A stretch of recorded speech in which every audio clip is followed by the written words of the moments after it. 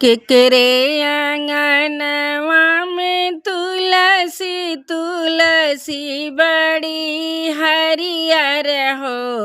अरे किए रोज जलवा चढ़ावे तो भोगवा लगावल हो अरे किए रोज जलवा चढ़ावे तो भोगवा लगावई हो।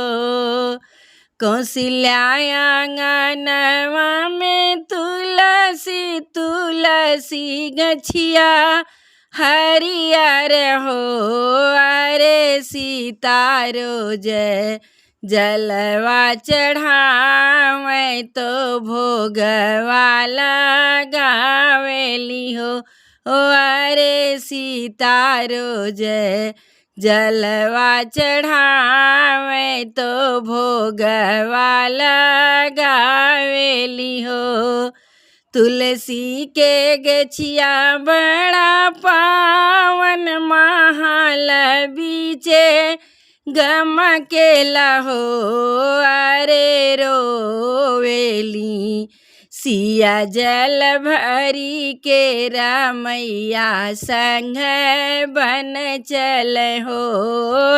रे रोमैया जोधिया के लोग सीता ही राम बन चले हो।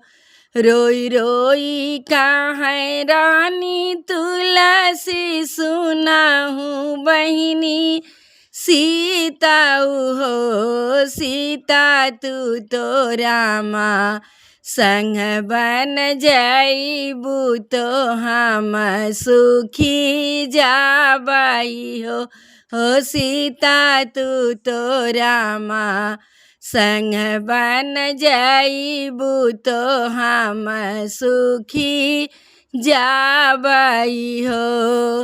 किए हम जलवा चढ़ाई है तो भोगवा लगाई आई हो। सीता किए हमरे सिंदूरा लगाई है तो चुनरी ओढ़ाई आई हो। सीता किए हमरे सेनुरा लगाई है तो चुनरी ओढ़ाई आई हो। किए हम हरी संग बियाही है दुल्हिनी बा नहीं हाई हो। सीता किए मोरा करी है विदाइया विदैया नाई होई हाई हो। सीता किए मोरा करी है विदाइया विदैया नाई होई हाई हो।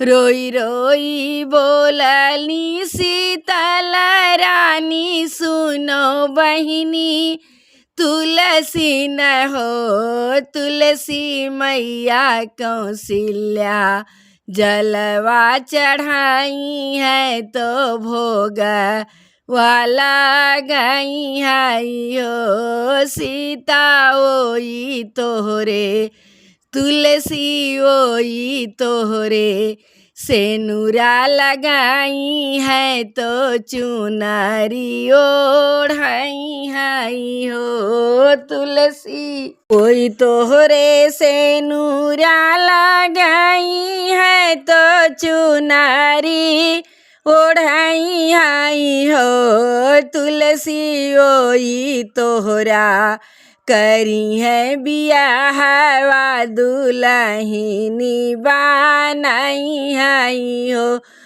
तुलसी हरी संग करी है बियाहवा दुल्हिनी बनाई आई हो। हरी संग करी है बियाहवा दुल्हिनी बनाई आई हो। तुलसी ओई तुहरा करी है विदाई आया गाना बीचे हरियर हो तुलसी ओई तुहरा करी है विदाई आया गाना बीचे हरियर हो।